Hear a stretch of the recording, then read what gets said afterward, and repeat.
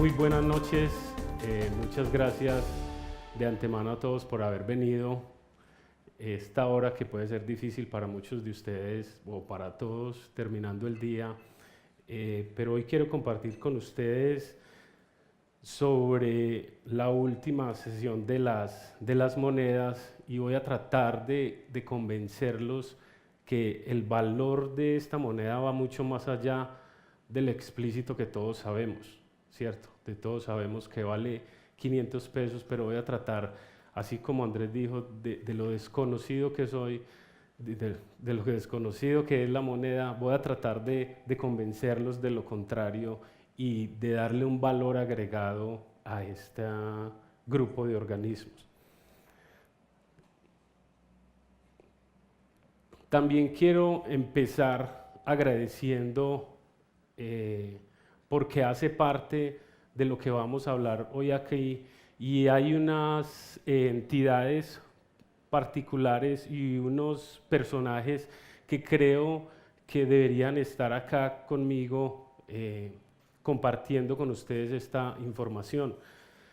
Principalmente quiero agradecer al Museo de Herpetología de la Universidad de Antioquia, en el cual llevamos ya varios años estudiando la fauna anfibia de nuestro departamento. Particularmente para la rana de cristal, quiero hacer un expreso agradecimiento a 3 profesores de la Universidad Nacional en Bogotá que han hecho, yo creo que uno de los programas en Colombia más grandes en cuanto al conocimiento de un grupo de anfibios. Y ellos son el profesor Pedro Ruiz, el profesor John Lynch y la profesora María Cristina Ardila. Ellos desde los años 80 empezaron a estudiar bastante las ranas de cristal y mucho de lo que conocemos hoy en día es gracias a ello, al menos de la diversidad es gracias a ello. Incluso a nivel internacional somos un país enormemente rico en ranas de cristal y gran parte fueron esos trabajos de estos profesores. Pero también hay unas herencias en cuanto a esos trabajos y hay gente más joven que en estos momentos son los que nos van a seguir ayudando en cuanto al conocimiento de este grupo de organismos. Y ellos son diferentes, o sea, todos son colombianos, me pusieron, está muy hacia este lado, pero es la nueva generación en cuanto, diría yo, el conocimiento de los centrolénidos o de las ranas de cristal en nuestro país. Ahora sí, entremos en materia y es nuestra moneda. Cuando diría yo, o sea, los colombianos vimos por primera vez esa moneda en la mano, generó una gran cantidad de preguntas relacionadas a lo que está en la moneda. Y esas preguntas, dependiendo del acercamiento que tengamos sobre cada una de esas 5 monedas, generó unas preguntas determinadas y algunos ya tenían las respuestas, otros no. Algunas de ellas, o sea, yo todavía viendo la moneda, hay unas preguntas que todavía no las, o unas, sí, que no las he podido responder, pero voy a tratar de mostrarles qué es lo que hay dentro de la moneda que nos puede ayudar a incrementar el valor más allá de lo que es ese valor material. Y el primero de ellos es cuando vemos la moneda decimos, una rana de cristal. Y entonces la gente, de hecho, me ha preguntado varias veces y ahorita me decían, ¿qué es una rana de cristal? Y eso lleva a mi primera pregunta. Y muchos de nosotros decimos, ¿qué es una rana de cristal? Pues vamos más abajo de la moneda y vemos la figura de lo que es una rana de cristal. Para otros, si no existiera esa figura y nos preguntáramos por fuera, por ejemplo, de la academia, decir, ¿qué es una rana de cristal? Yo le pregunto a mi mamá, ¿qué es una rana de cristal?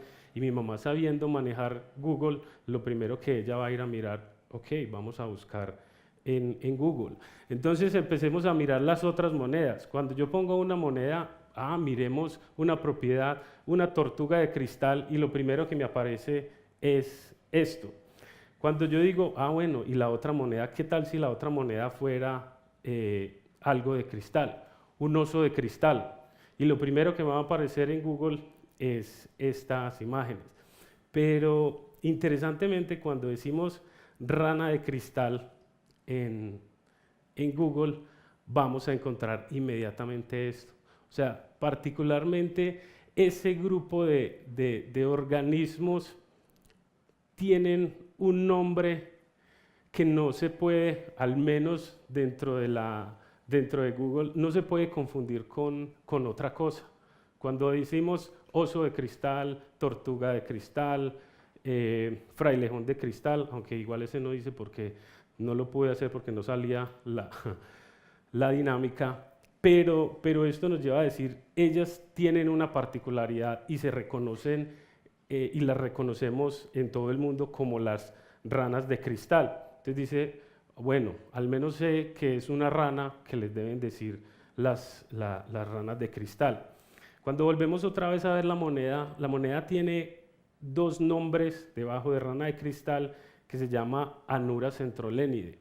Si todos han detallado, y en las charlas, si ya estuvieron en las charlas acá de las otras monedas, todas las otras monedas tienen también dos nombres asociados a ese nombre común.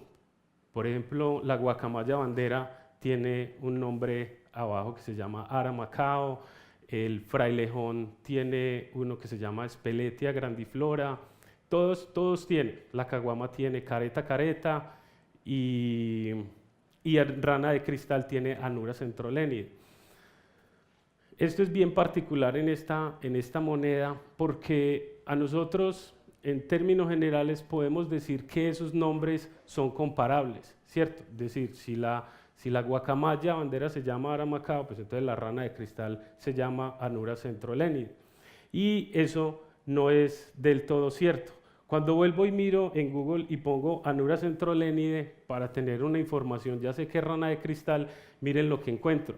Y uno dice, o sea que Anura centrolénide es una moneda, pero también me trae de nuevo a ese grupo de ranas.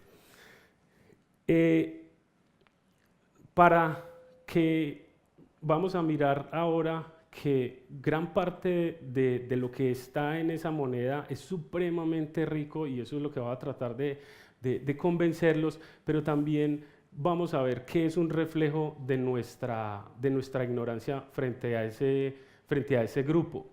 Y en este caso, Yuri me iba a prestar un señaladorcito, podemos de entrada decir, o sea, Anura centrolénide no es un nombre de una especie, ¿cierto? O sea, rana de cristal es un nombre de un grupo de ranas, un frailejón es un grupo de plantas, pero Anura centrolénide no es el nombre de una especie. O sea, nosotros los biólogos no nombramos una especie como Anura, este es Anura centrolénide y solamente ese es Anura centrolénide. O sea, son dos nombres que no son comparables con las otras monedas, ¿cierto? O sea, estos son unos nombres que reflejan, diría yo, nuestro desconocimiento frente a ellas. Anura centrolénide es un grupo de especies de ranas de cristal, pero no son como la guacamaya bandera o la caguama o el frailejón o el oso de anteojos. La moneda, todos ahorita me hicieron una pregunta de decir, o sea, ¿cuál es esa especie que está en la moneda?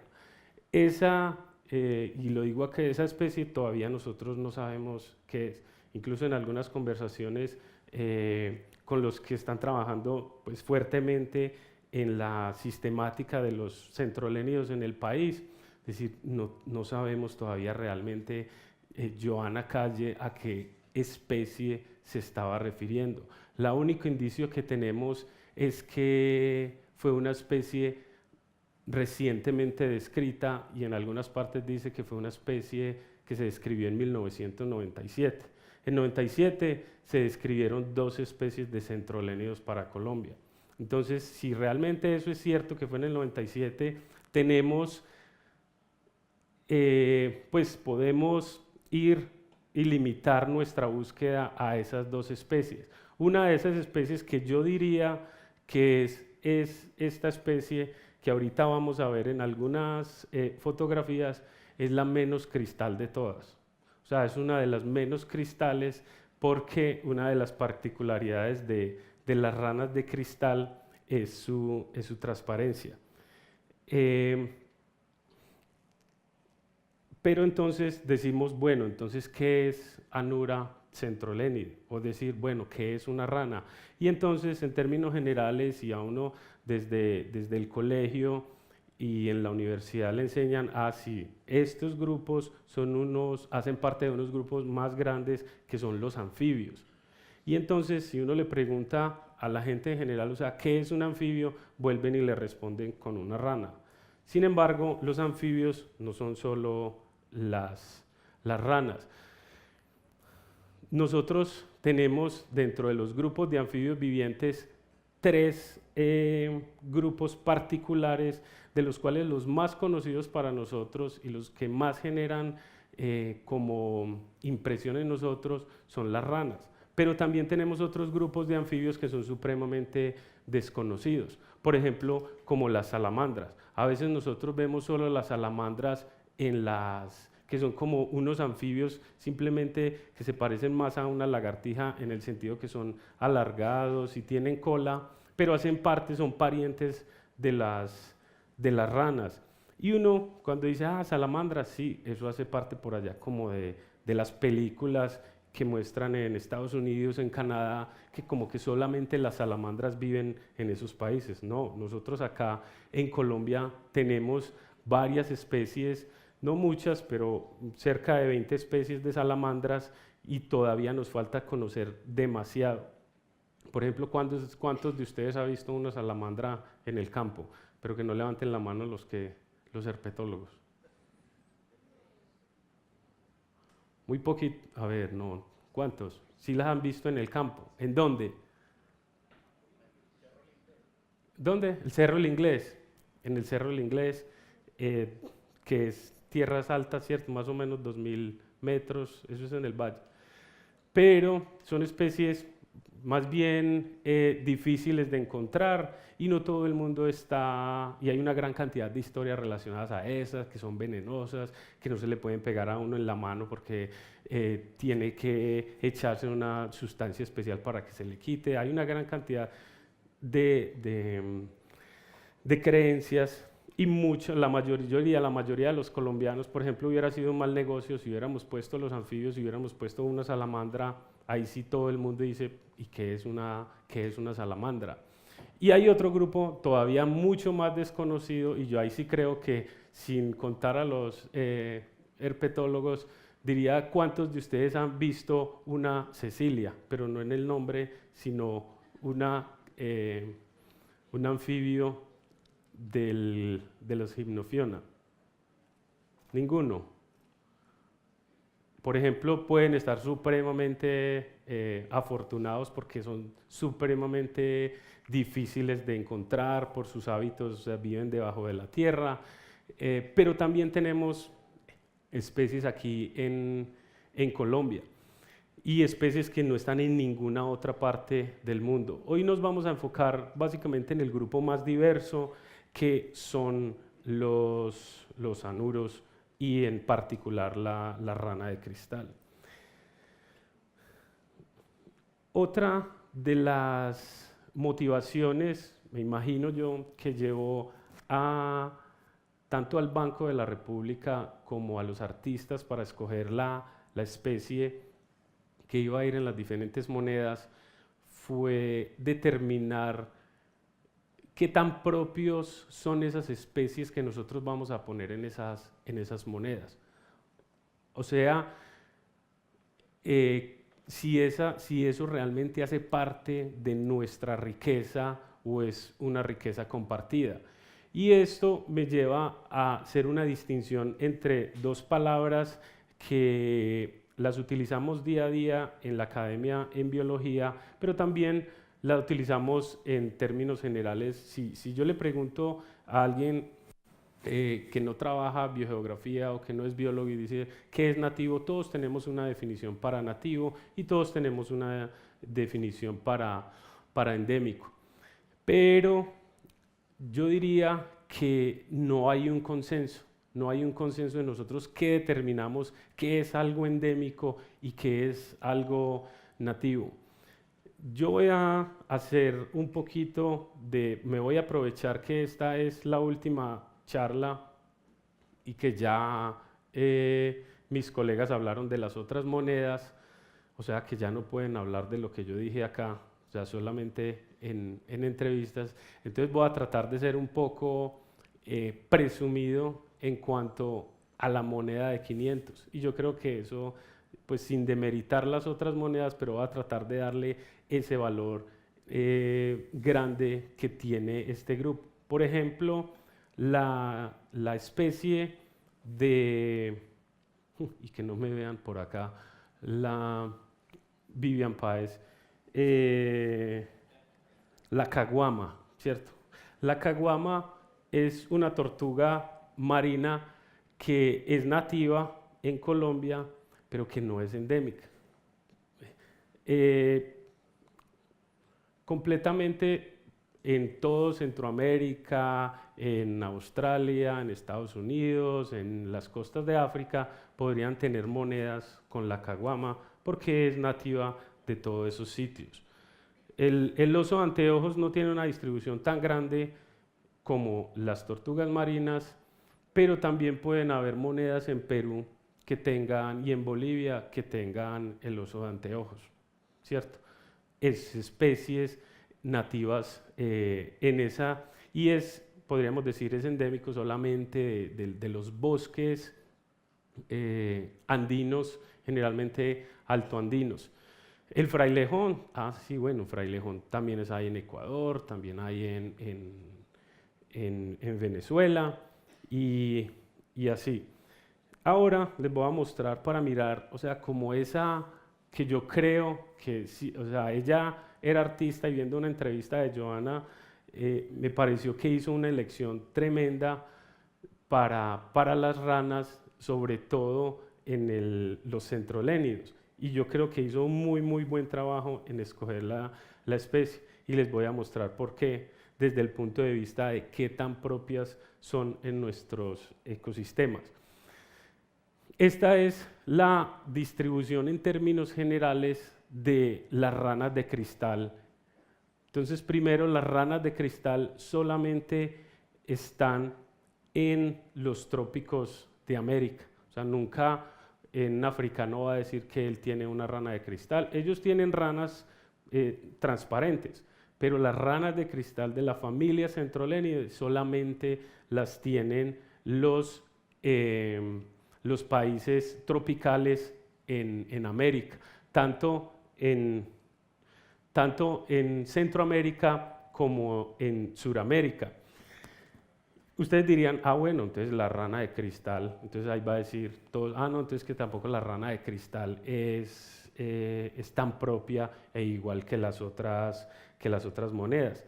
Bueno, vamos un poquito más al detalle de dónde están todas esas especies, cerca de 150 especies que hay de esa familia, y empecemos a mirar en los países qué tantas ranas de cristal ellos tienen, donde existen las ranas de cristal. Entonces vemos, por ejemplo, como en México, en Guatemala, solo tienen una especie de rana de cristal, y son países altamente diversos, tienen una diversidad enorme en todos los grupos de organismos.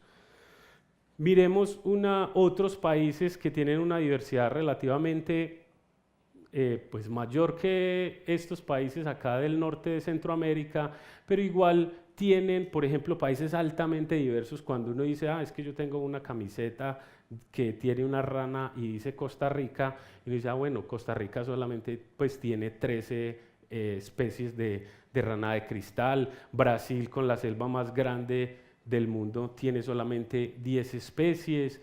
Entonces acerquémonos más a dónde realmente es que están las ranas de cristal. Cuando miramos otros países, uno dice, wow, ya hay países, por ejemplo, como Venezuela y como Perú, que tienen una gran cantidad de especies diferentes de ranas de cristal. Ecuador supera todos esos países con cerca de 50 especies. O sea, es un país que tiene muchas especies de ranas de cristal. Entonces vámonos a Colombia y vamos a ver que si hay un país que puede hablar de ranas de cristal, ese es Colombia. Colombia tiene la mitad de las ranas de cristal que existen en el mundo. Muchas de esas ranas de cristal van a ser endémicas, o sea, solamente se van a encontrar en nuestro país. Y entonces cada vez que veamos esa moneda vamos a decir es que puede que esta moneda, y de pronto lo hizo a propósito, lo mejor es no saber cuál es esta especie. Lo mejor no es saber exactamente cuál especie, sino que esas son las ranas de cristal y que Colombia es, cuando a veces uno oye por ahí, Colombia es un país de ranas, también Colombia es un país de sapos y ranas, Colombia es un país de ranas de cristal y eso ningún otro país no lo puede superar. Esto es mucho debido a esos trabajos de esos profesores de la Universidad Nacional y creo que ahora va a ser mucho mayor cuando estas nuevas generaciones muestren que tenemos demasiadas ranas que todavía no alcanzamos a conocer. Entonces dijimos, bueno, o sea, nosotros somos una rana de cristal y yo creo que esa moneda representa muy bien una cosa supremamente propia de nuestro país. De pronto, después de ustedes ver ese mapa, y espero que digan, ve, y cómo, pues, o sea, cómo es que tenemos tantas ranas de cristal y cómo es que hace eso singular, y decimos una rana de cristal cuando tenemos 74 especies y que tenemos muchas más especies que los otros países. Es decir, yo como cuando voy a salir con mi familia a un bosque, voy a hacer un ecoturismo en la Sierra Nevada de Santa Marta o voy a ir aquí al Magdalena Medio, yo cómo puedo reconocer una rana de cristal. O nosotros, ustedes se pueden preguntar cómo ustedes, los biólogos, ustedes reconocen una rana de cristal, porque lo primero es, todo el mundo va a seguir preguntando, ¿y cuál rana es? O sea, ¿cuál rana de cristal es?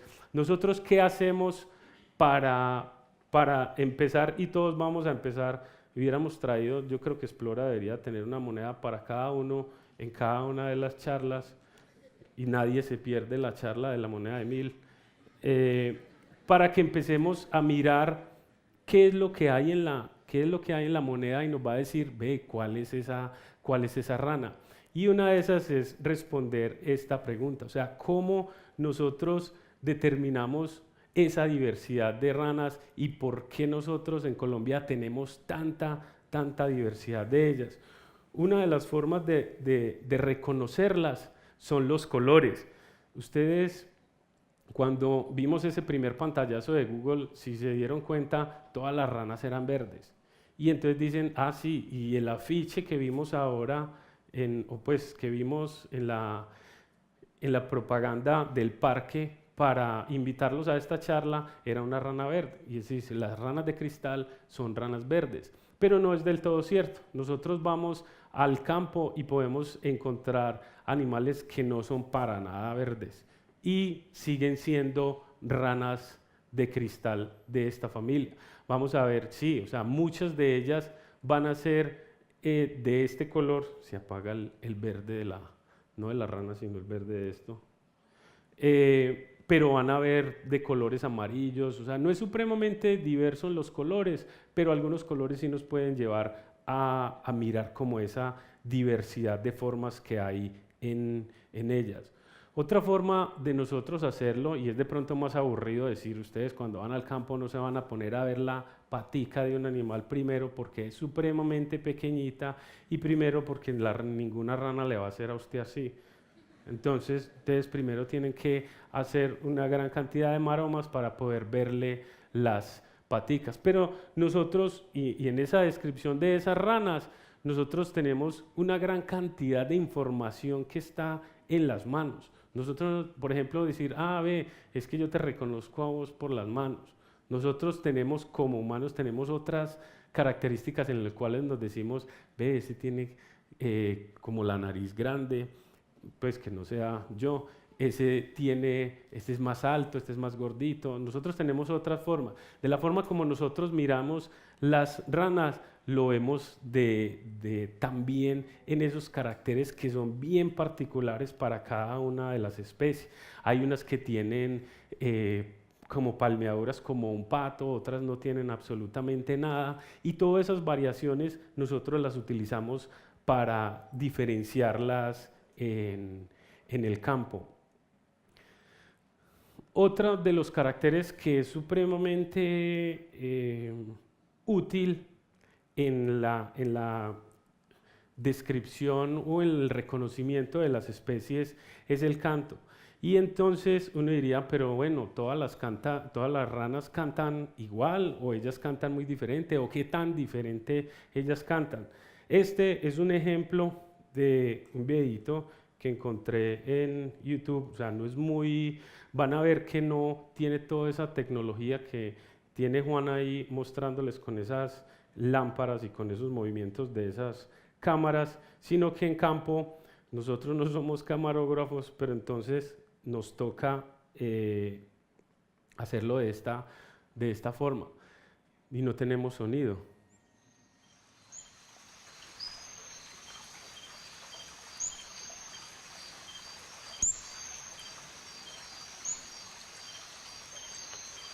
Ojalá tuviéramos claro que va a ser un poco difícil cargar en el campo todos esos tubos para poder hacer unas buenas tomas que hay.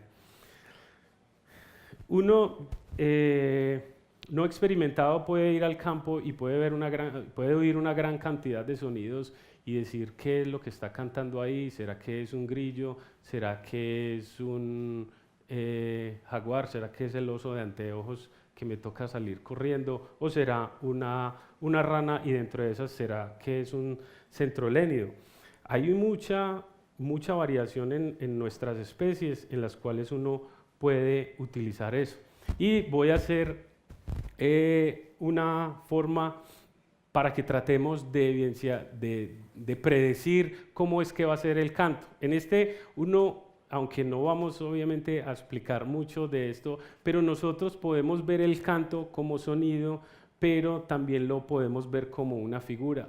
Y como una figura, como lo miran los ingenieros, como miran las ondas, nos podemos dar cuenta, sí, esa especie que acabo de cantar tiene solo un cantico, ¿cierto? O sea, solamente un pitico. Uy, hizo parecido. Y ese cantico, uno dice, ah, bueno, es un solo canto, pero hay una gran cantidad, así como nosotros hablamos, hay una gran cantidad de tonalidades que también nos asombran de esa diversidad. No solo nos asombran los colores, no solo nos asombran las manos, sino que nos asombran también esas... a ver si yo veo cómo... Miren cómo canta esa, si tenemos canto.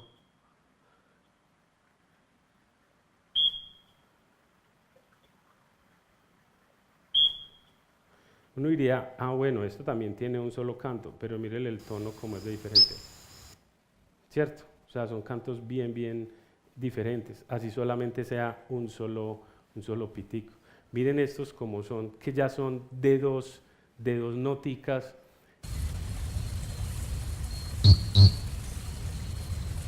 Y miren el color a esa especie. Mire esta otra, que para mí es mucho más bonito este canto. No todas las especies nosotros les sabemos el canto. A veces nosotros vamos al campo y oímos una gran cantidad de sonidos y uno dice, pero es que eso está a 15 metros y ahí se quedó y no tenemos cómo saber cómo es. Miren la gran variedad en cantos. Por ejemplo, miren este. ¿Sí lo cogieron? No, que es de 3. Mira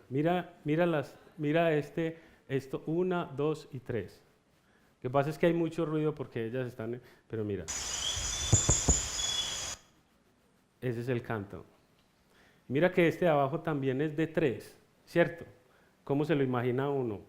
Pues pongámoslo.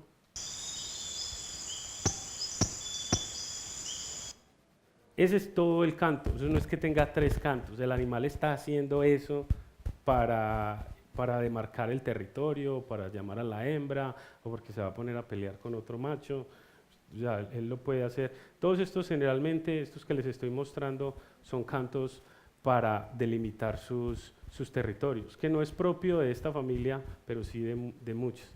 ¿Cómo se imaginan ustedes qué es este? ¿Cómo? ¿Qué es eso? ¿Cómo? Bueno, pero ya saben que son más de 2, ¿cierto? Pero mire la tonalidad. ¿Cuántos imaginan que era así? Este. Uno a veces va y uno dice, ah, sí, eso es una rana, porque son bien particulares. Pero hay unos cantos que uno dice, para mí, no sé si eso es una rana. Perfectamente puede ser un grillo. Y eso que nosotros no sabemos cómo cantan los grillos, pero eso suena como un grillo. Hay otras formas de reconocer las ranas, de la forma aburrida, de la forma que yo lo hago, es utilizando genética, también es una forma de hacerlo. Y desde sus inicios, por excelencia, y hace parte de su definición, las ranas de cristal se pueden reconocer por el grado de transparencia. O sea, qué tanto de cristal tienen y qué tanto no tienen. Y voy a hacer un paso sobre algunas de ellas y ven cómo ellas van a mirar. O sea, sobre todo enfóquense en esta parte del vientre, o sea, no en las manitos, que se acuerda que decíamos que en las manos había una gran cantidad de evidencias que nos iban a decir qué especie era, pero miremos, disfrutemos de la diversidad, de la transparencia de las ranas. Hay unas que uno dice, no, esta no tiene nada de cristal, eso debe ser de otro material, pero de cristal no parece. Unas van a ser en las cuales vamos a poder ver unas que tan blanco y tienen todo recubierto, todos sus órganos internos, mientras que hay otras que ya empiezan a tener pues que ya empiezan a mostrar sus órganos internos, y eso es bien particular de las especies, ¿cierto? O sea, no es que vamos a encontrar en unas especies donde unos individuos sean completamente transparentes y otros sean completamente cubiertos. Esto los biólogos lo utilizan bastante para diferenciar, y esto es una de las, cuando uno coge una rana, y ojalá ustedes cuando vayan a ir al campo y de pronto mirarlo, cuando van a encontrar una ranita la van a encontrar encima de una hoja o encima de una roca, aunque les voy a decir yo que me voy a cargar con un vidriecito o con un pedacito de acetato, pero si queremos ir a disfrutar eso, y aquí en el Valle de Aburrá hay algunos sitios donde hay ranas de cristal, pues llevémonos un vidriecito y la ponemos encima y la miramos por debajo. O sea, la podemos mirar así para mirar como ese grado de diversidad que tiene. Mire esta que ya muestra más, esta mucho más, esta luz no se ve, pero creo que sí alcanzan a ver desde atrás. No sé qué pasó con esta, se creó ahorita. Esta, mire que ya muestra todo transparente, excepto que tiene recubiertas todos los órganos internos, pero el resto es bien transparente, y esta es una de las más transparentes, en las cuales incluso no tienen recubierto el corazón. O sea, uno perfectamente les puede ver el corazón, y incluso, o sea, no alcancé a coger un buen video de un animal de estos donde el corazón se le ve latiendo bastante, incluso esta circulación tiene una gran cantidad de vasos sanguíneos en los cuales se ve completamente, y de ahí su nombre de cristal. Mientras que hay otras, como las que le dije ahora, que podría ser la especie de la moneda, que no es tan transparente. Y de la forma de uno darse cuenta, pues desafortunadamente, es que tiene que abrirles la barriguita para saber qué tan transparente es, porque no lo dejan ver. Otra de las motivaciones que hubo en la convocatoria para la moneda, y que de hecho lo habla Joana Calle en su entrevista, era que las monedas tenían algo que ver con la biodiversidad colombiana y algo que ver con el agua. Y para nosotros entender el agua en los anfibios y en general en las monedas, tenemos que entender desde el punto de vista evolutivo cuál es la relación que hay entre los diferentes organismos. Esta no es una moneda de acá, entonces tuve que buscar algo que fuera un pez para poder construir esto. El frailejón está en otra parte, pero tenemos estas otras monedas. Y para entender esa relación de la rana de cristal con el agua, tenemos que entender la historia que ha tenido esa rana con el agua desde su origen. Y esto lleva a una que para algunos, o sea, para nosotros, o sea, para los más viejitos, espero que esto les dé un poco de nostalgia a este video, porque van a reconocer este segmento de video que nos marcó a muchos, porque es demasiado, pues es viejo, y a los más jóvenes, pues van a ver también esa representación de cómo siempre nos enseñan a nosotros la evolución, como algo lineal, y que las especies estaban primero en el agua y fueron llegando y transformarse a colonizar la tierra, y todos estamos ahora en la tierra, los anfibios, las aves, los mamíferos, los reptiles. Y eso es, en uno de esos programas, es una... Yo creo que sí, los más viejitos sí reconocemos este video, ¿o no? ¿No recuerdan de quién es?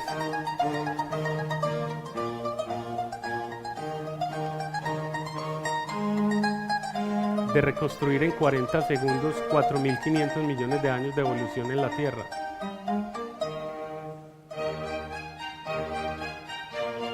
Yo creo que los más jóvenes no tienen la más remota idea de ese video, de cuándo salió. Sí. Ese video era uno de los capítulos favoritos en la serie de Carl Sagan, de mostrar la evolución en 40 minutos. Les quería compartir este video porque muestra cómo nosotros entendemos a veces la evolución. Sí, estaban primero en el agua y fueron saliendo y cambiando la forma a llegar a esto. Sin embargo, la evolución nosotros no la representamos así. Nosotros la evolución la representamos de una forma gráfica también, pero diferente. Por ejemplo, sí, o sea, los peces se quedaron en el agua, pero si tenemos como colores tierra y agua, vemos que todos estos grupos tienen una conexión extremadamente grande con el agua. O sea, los anfibios es uno de los grupos que podríamos decir evolutivamente no pudieron dejar el agua. Algunos sí han tratado de hacerlo, pues desde el punto de vista de una escala evolutiva, pero en general todos vamos a tener una relación con el agua. También una forma, cuando nos enseñaban pequeñitos de los anfibios, nos enseñaban uno de los fenómenos más interesantes en la biología, que era la metamorfosis. Y siempre nos enseñaron la metamorfosis como papá y mamá poniendo huevitos, de los huevitos salen los renacuajos, a los renacuajos le crecen paticas, y otra vez esas paticas, la colita se le pierde y volvemos otra vez al ciclo. Y si ustedes van al museo universitario, van a encontrar, sí, el ciclo de los anfibios va a ser mostrado así. Y eso lo muestra de una forma simple, sí, muchos anfibios lo tienen así, pero la mayoría no. La mayoría, el grupo de los anfibios, y en general las ranas, tienen uno de los modos reproductivos más sorprendentes que hay en la naturaleza. O sea, de la forma como ustedes crean que se reproduzca en un vertebrado, van a ser las ranas. Tienen huevos que se le incrustan en la piel, que se hacen una bolsa y están dentro, donde cargan los renacuajos. O sea, hay una diversidad enorme, tanto que hay cerca de 40 modos reproductivos. Nosotros aquí en la región neotropical, que es Centroamérica y Suramérica, tenemos cerca del 80% de esos modos reproductivos. O sea, nosotros no podemos ir al campo y decir todos los anfibios tienen esa metamorfosis. De hecho, no, la gran mayoría, pues hay una diversidad de modos reproductivos enormes. Y eso tiene de especies que hacen huecos y ponen huevos dentro de esto es un corte de una quebrada, hacen huecos, lo ponen en el fondo, lo ponen cerca de la orilla, lo ponen en rocas, hacen huequitos por fuera de las quebradas, en las bromelias, donde ustedes se imaginen, ahí va a haber un modo reproductivo. Y todavía nos falta demasiado para entender esos modos reproductivos. Miren, o sea, hay unos que hacen espuma, ¿cierto? Eso no es jabón, eso es espuma para mantener el desarrollo de los renacuajos. Estos acá que no se alcanzan a ver muy bien por la luz, hacen su super piscina cerca de las quebradas. Incluso uno de una especie que ya está extinta, se desarrollan los renacuajos y los bebés se desarrollan dentro del estómago, o se desarrollaban pues porque ya la especie no existe. De hecho, ella escupe los hijos literalmente.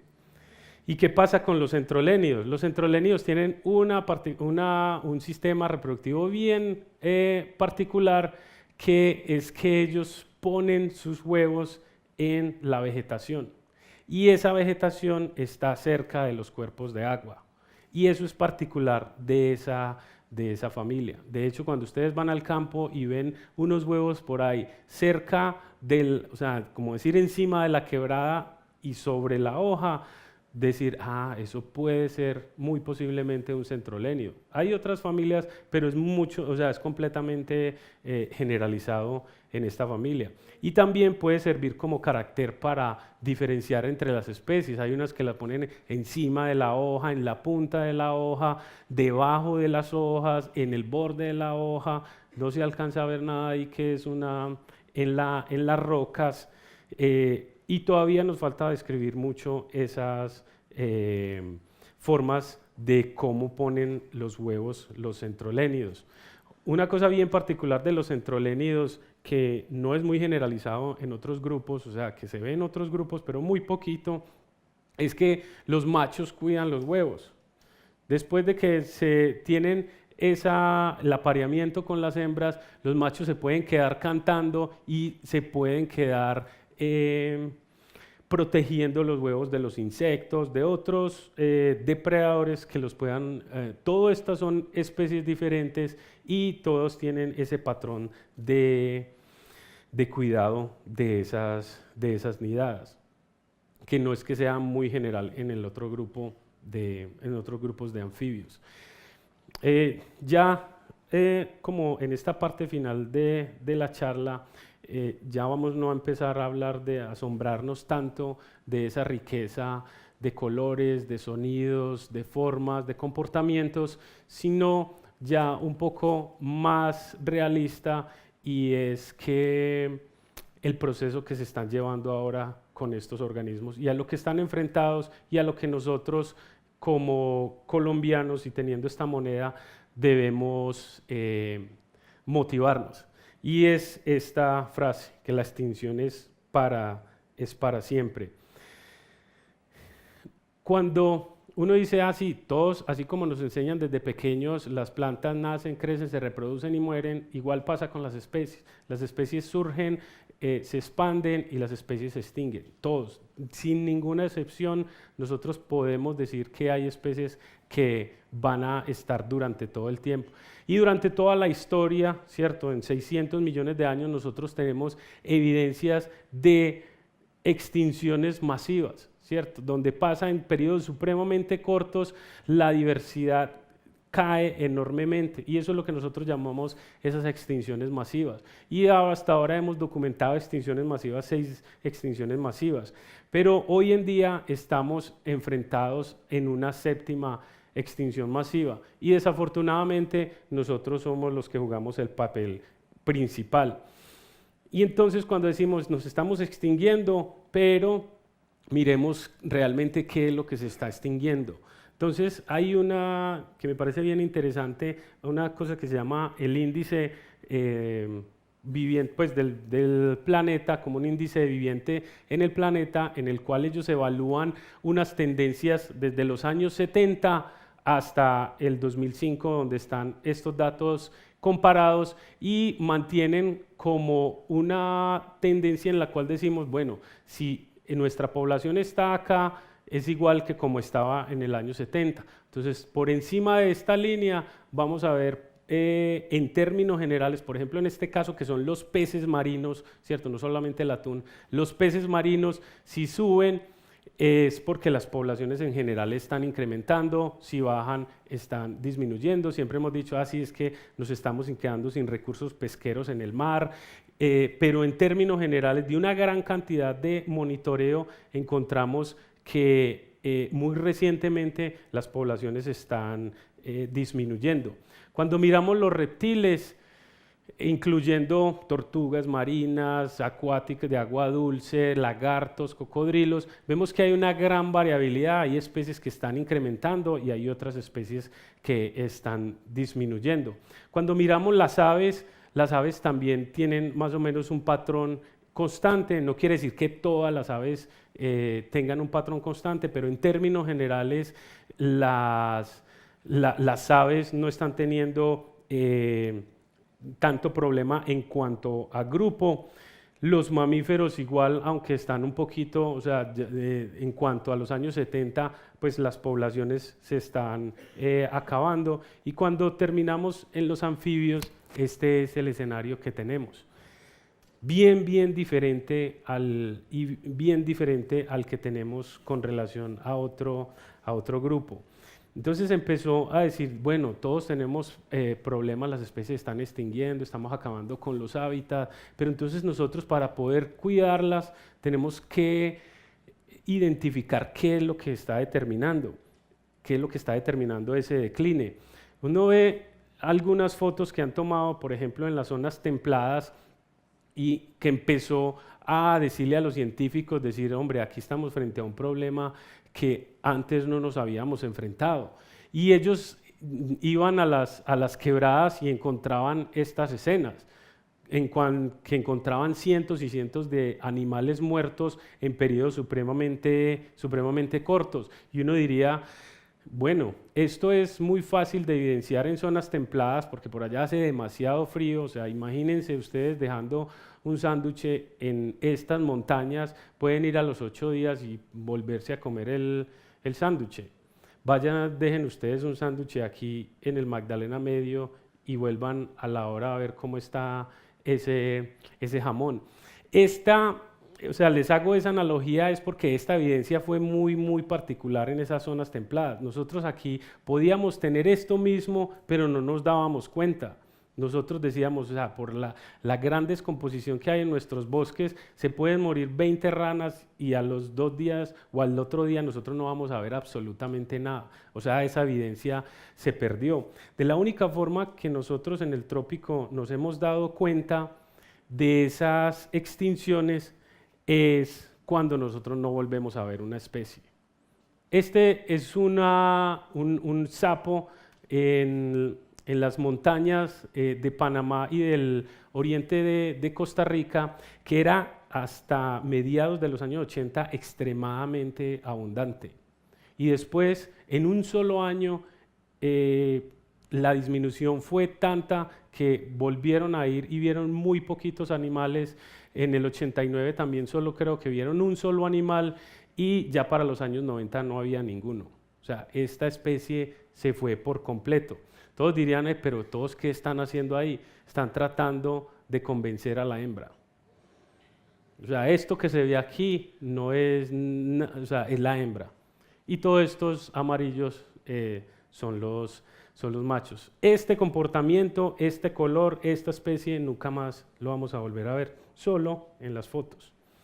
Cuando uno dice, bueno, ¿y cuáles son las causas de eso? Empezamos a decir, sí, la pérdida de hábitat. Miren un mapa de Colombia, qué tétrico. Es decir, todo esto que está en colores es lo que todavía está en condiciones naturales. Todo lo que está en blanco es lo que está completamente perturbado por el hombre. Y si recuerdan dónde vivían los centrolénidos, precisamente en todas esas zonas.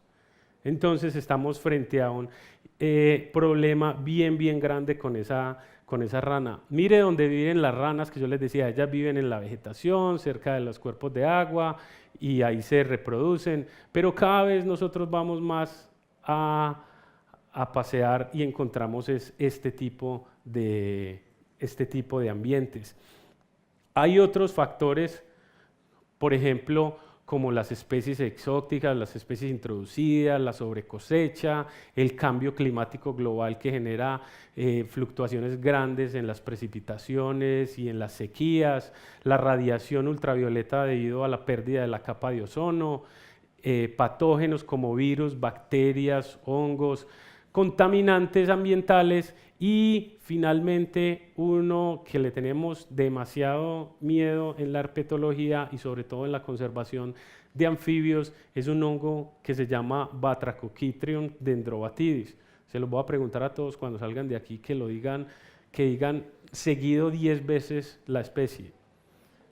Pues yo hice un esfuerzo para decirla a la primera y ya no la voy a decir más. Pero este hongo nosotros le tenemos un miedo enorme y es tan enorme que mire lo que hace con las especies. Mire, en un solo año, por ejemplo, esto es en Australia, en un solo año como 3 especies se fueron del todo al pique.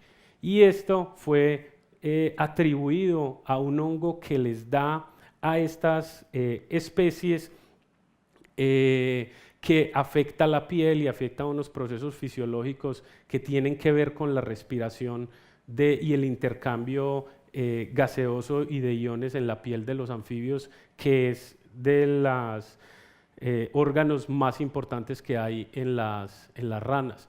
Pero tenemos información en la cual estamos empezando a recopilar y que nos puede ayudar a entender mejor este fenómeno para tratar en alguna forma de disminuirlo o mirar una forma de cómo remediarlo. Por ejemplo, sabemos que ocurre más en las tierras altas, de malas centrolénidos porque la mayoría vive en tierras altas. Entonces tenemos que tener mucha más particularidad en esas zonas porque es donde ocurre más. También se han encontrado en zonas bajas, pero parece ser que ataca mucho más las especies de tierras altas. Asociadas a corrientes de agua, de nuevo, de malas nuestros centrolénidos porque ellos son completamente asociados al agua. Hay especies de anfibios que nunca tocan el agua. Hay especies de anfibios, ustedes dirán, hay especies de ranas que no tienen renacuajos, que del huevito sale un individuo completamente formado. O sea, ellos no tienen nada de metamorfosis, nunca van a una quebrada, nunca necesitan esos cuerpos de agua. Las especies que han sido más afectadas son esas especies de ranas que viven cerca a esas corrientes de agua. Otra cosa que es supremamente impactante con este hongo es como que le gustan mucho las áreas protegidas. Uno diría, bueno, hay un problema, las centrolénidos que están por fuera de las áreas protegidas, ahí vimos todo ese mapa en blanco que son todos los hábitats fragmentados y toda esa pérdida de hábitat que estamos haciendo de las quebradas, de los bosques.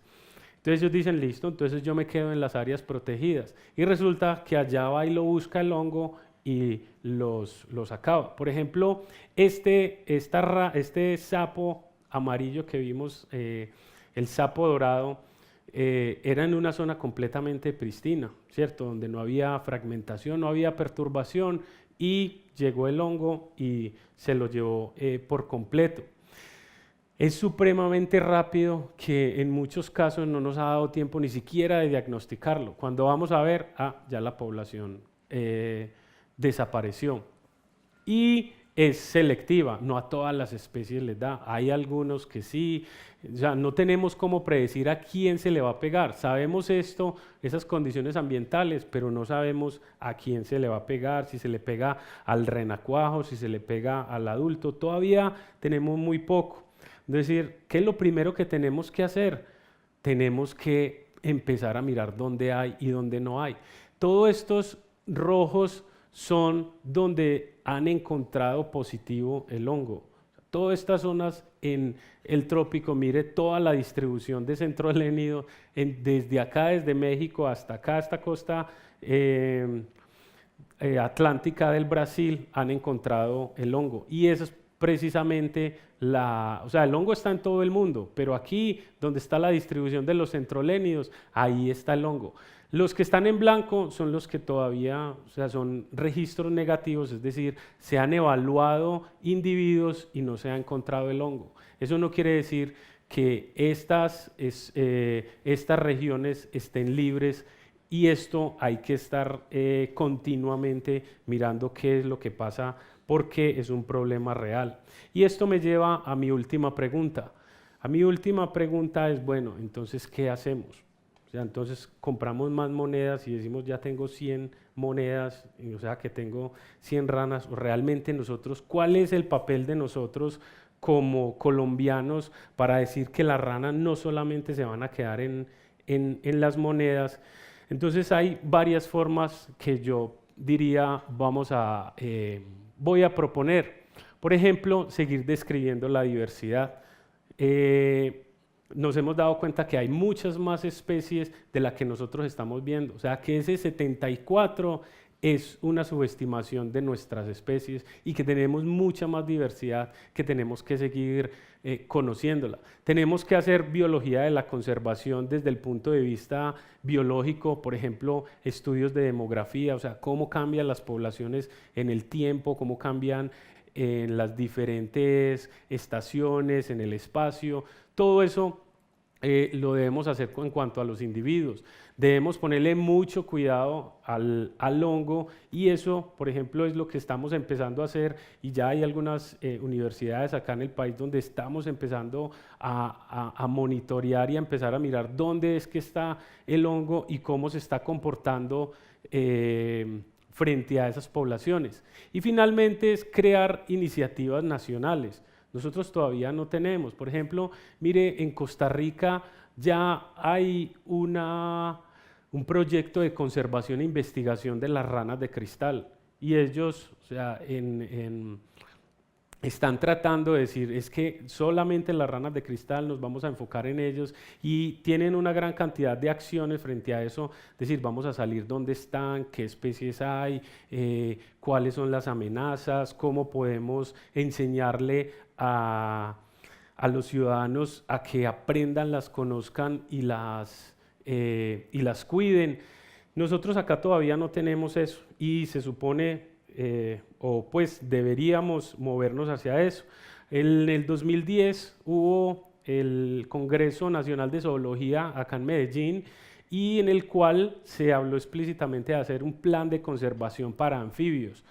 No está explícito los centrolénidos, ahí están, pero es nuestro primer paso, crear un plan de conservación en el cual nosotros le podamos decir al gobierno, es que vea, esto es una riqueza supremamente grande que usted, como patrimonio natural, usted lo tiene que cuidar. Nosotros le podemos ayudar, pero tenemos que tomar una decisión de hacer esos planes de conservación, porque finalmente el futuro de ellas está en tus manos.